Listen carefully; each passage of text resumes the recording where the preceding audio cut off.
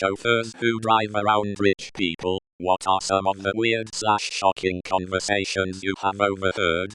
Picked up a wedding party. Bride, bridesmaid, and bride's boyfriend, who was paying for the wedding. They had a magnum of champagne, and we drove around for quite some time while they snorted cocaine in the back. They were using rolled up S&S, then tossing them to me in the front seat as tip money.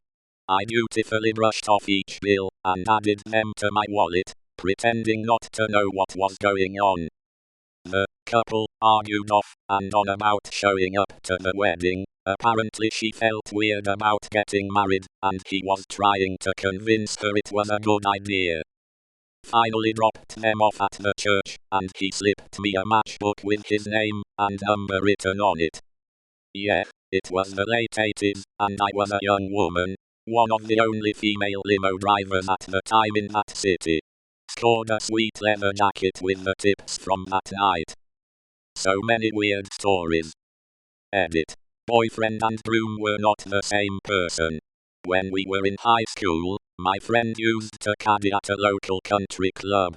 One guy really liked him, and asked if he would be willing to drive him around while he went out partying. This was like 2003, and in a pretty rural area. My friend agreed. He picked the guy up at like 8 p.m. Right off the bat, the guy handed him. He went to a bar for a little bit. My friend sat in the car.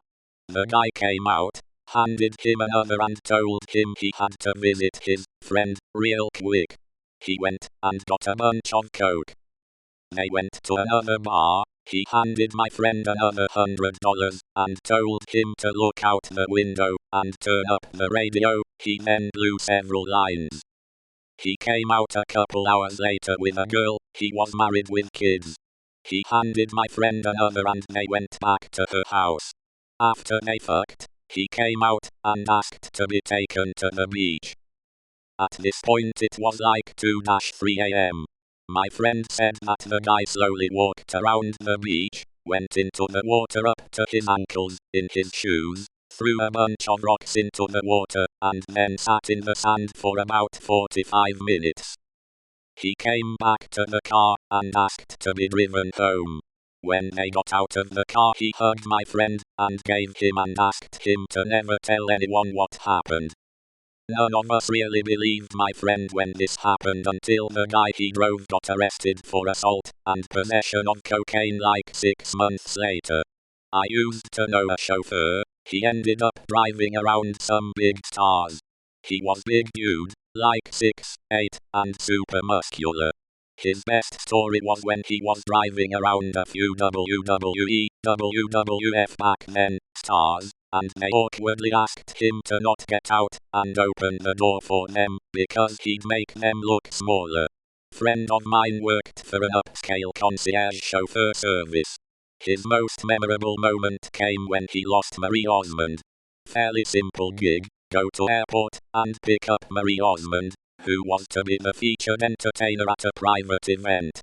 Plane comes in, he meets her, she has carry-on bag, but her checked suitcase, containing her stage dresses and makeup, is missing. She is unflappable, though, asks to be taken to the nearest upscale mall.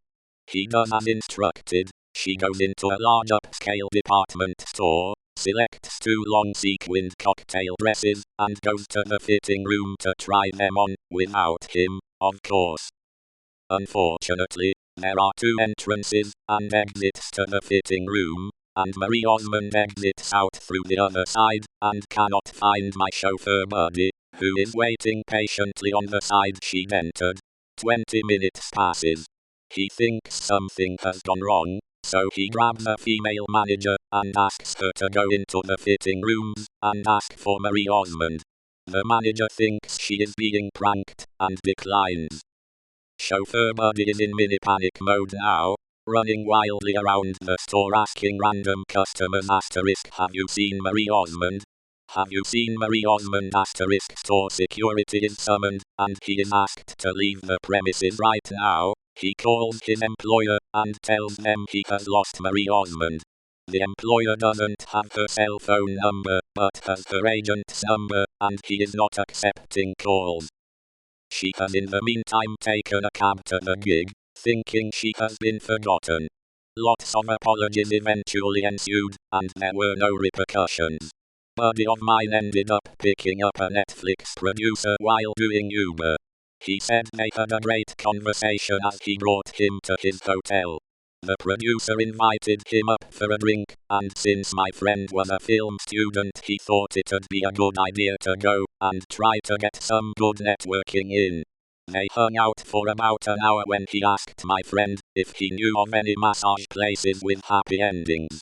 He didn't, but the guy paid him to bring him to the closest massage place, which was only a few miles out. Upon dropping him off, he gave my buddy a card and said, "There's a big party/festival I'm hosting. That's your ticket in. I'll let you know then if I get that happy ending, haha." He got the happy ending. I once worked at a really exclusive club in Massachusetts, the kind you have to be born into and/or have generational wealth to be voted into membership by the board. 1. Drew Barrymore was a frequent guest, and there was always a lot of tension between her and her ex, who always came with his extremely young new GF/wife. She wasn't super friendly, no one was supposed to acknowledge they recognized her, seemed constantly stressed, and I felt kind of bad for her. Didn't seem like a fun life.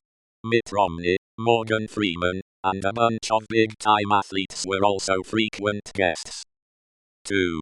Someone got married at our club and spent over $2 million on the wedding. They flew out the event planners for Coachella to design every aspect of the wedding. It was a spectacular wedding, and one of the most fun nights I've ever had.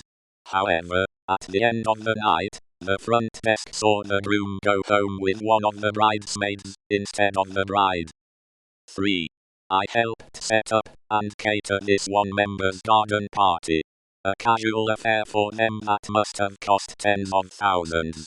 They had a well-known music group come play for their guests, and I got to play cornhole with said group during the luncheon, which was pretty cool. 4. So many wealthy kids with rich kid problems, and wildly different upbringings. Parents would constantly talk and quiz their kids on politics, history, science, etc. One group of guys was challenging their teenage sons to come up with a business idea.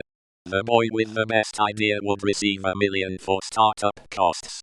Kids talked stocks constantly at the dinner table. Teenagers would come to eat with their friends, drink, and drop a casual $000 bill on their parents' tab. Just such a stark contrast from the way I was raised, where money was a taboo topic, and my weekly allowance for a week's worth of chores made me feel rich. 5.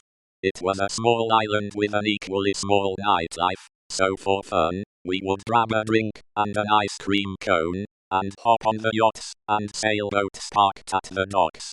We'd explore and pretend we were sailors or captains for the night. Once we hopped on Johnny Depp's super yacht while he was out at dinner. We actually managed to hang out for a hot minute before security finally kicked us off. 6.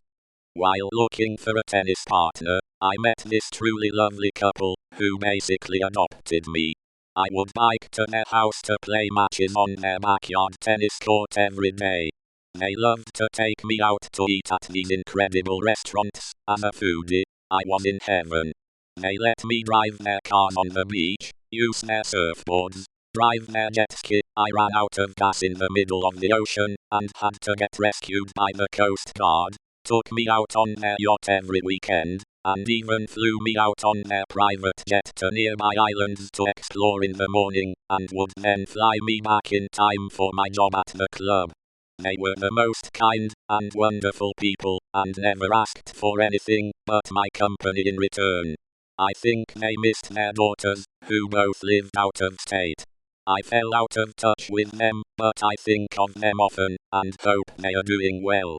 My dad was a chauffeur when I was younger, and he told me of one story driving the director of a company down the road with the Blackpool illuminations in the company limousine. The director was standing up out of the sunroof with his arms out waving at people as he drove past. What the people on the street didn't know is that in the back of the limo there were two prostitutes blowing him.